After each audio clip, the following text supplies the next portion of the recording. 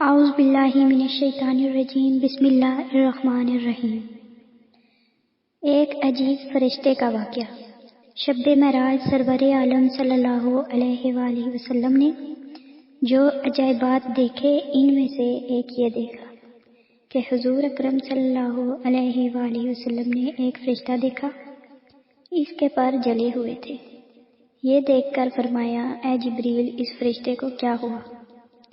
عرض کی، یا رسول اللہ، اس فرشتے کو اللہ تعالیٰ نے ایک شہر تباہ کرنے کے لیے بھیجا تھا۔ اس نے وہاں پہنچ کر ایک شیرخوار بچے کو دیکھا تو اسے رحم آ گیا۔ یہ اسی طرح واپس آ گیا تو اللہ تعالیٰ نے اسے یہ سزا دی ہے۔ یہ سن کر حبیب خدا صلی اللہ علیہ وآلہ وسلم نے فرمایا، جبریل، کیا اس کی توبہ قبول ہو سکتی ہے؟ جبریل علیہ السلام نے عرض کی، قرآن پاک میں موجود ہے، یعنی جو توبہ کرے میں اسے بخش دیتا ہوں۔